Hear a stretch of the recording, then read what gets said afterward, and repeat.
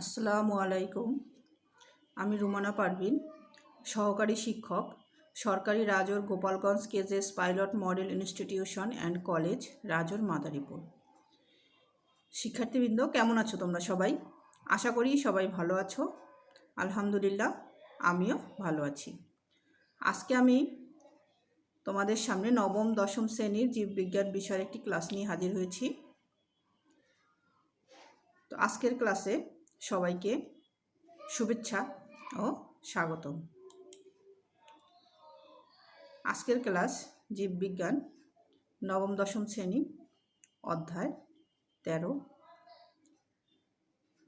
উপস্থাপনায় আমি রুমানা পারভিন, সহকারী শিক্ষক, Rajor Gopalganj KJS pilot model institution, Rajor, Madaripur.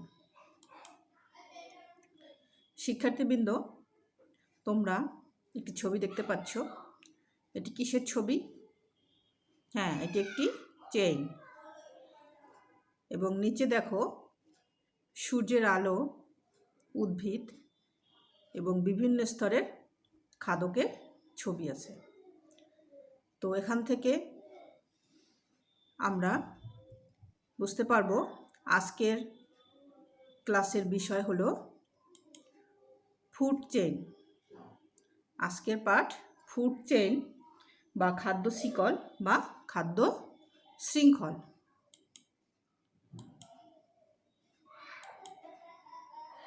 এই পাঠ শেষে শিক্ষার্থীরা তোমরা খাদ্য শিকল কি তা বলতে পারবে, খাদ্য শিকল বর্ণনা করতে পারবে, খাদ্য জাল ব্যাখ্যা করতে পারবে। তো আসো শিক্ষার্থীরা, আগে আমরা জেনে নেই খাদ্য শিকল কি। খাদ্য শিকল হলো খাদ্য শক্তি উৎপাদক থেকে শুরু করে, দেখো উৎপাদক সূর্য, আলো থেকে যে উদ্ভিদ খাদ্য তৈরি করে সেই উদ্ভিদ হলো উৎপাদক। উৎপাদক থেকে শুরু করে বিভিন্ন স্তরের খাদকের মধ্যে প্রবাহিত হওয়াকে খাদ্য শিকল বলে। উৎপাদক থেকে শুরু করে বিভিন্ন স্তরে খাদক, মানে প্রথম স্তরের খাদক, দ্বিতীয় স্তরের খাদক, এভাবে বিভিন্ন স্তরের খাদকের মধ্যে খাদ্য প্রবাহিত হওয়াকে খাদ্য শিকল বলে। তো খাদ্য শিকল 3 ধরনের। খাদ্য শিকল কয় ধরনের? 3 ধরনের।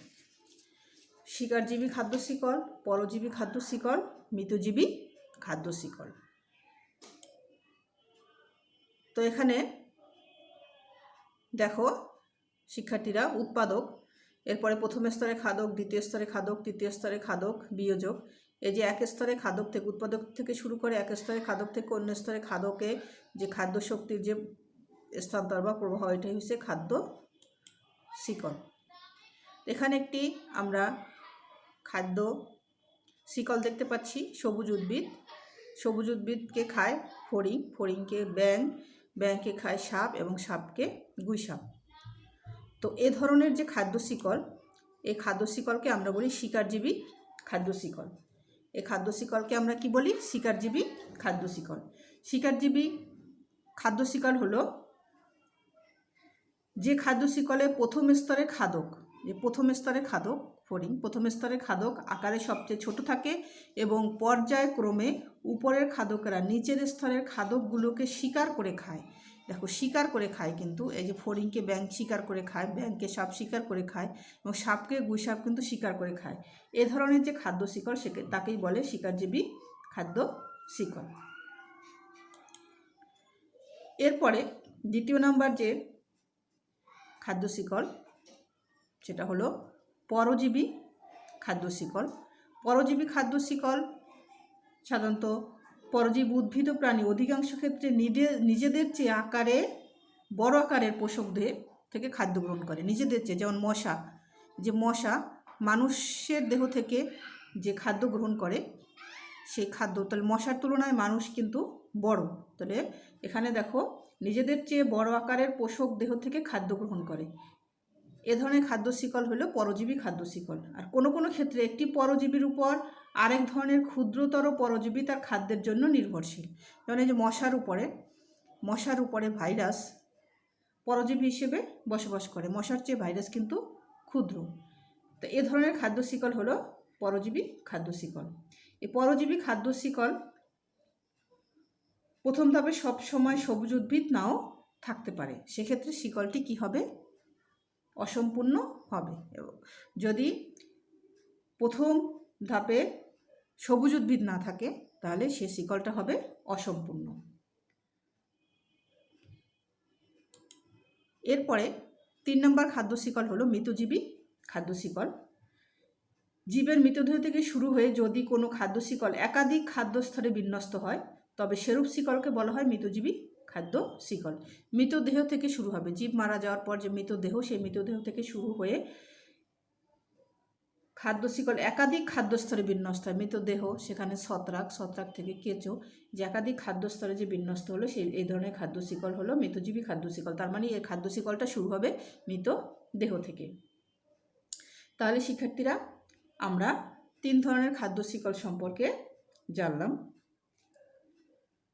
তাহলে এই 3 ধরনের খাদ্য শিকলের ভিতরে দেখো, পরজীবী এবং মৃতজীবী এই 2 ধরনের খাদ্য শিকল অসম্পূর্ণ, কারণ এক্ষেত্রে সবুজ উদ্ভিদ দিয়ে উৎপাদক দিয়ে শুরু হয় না, উৎপাদক নেই, এজন্য এরা অসম্পূর্ণ খাদ্য শিকল।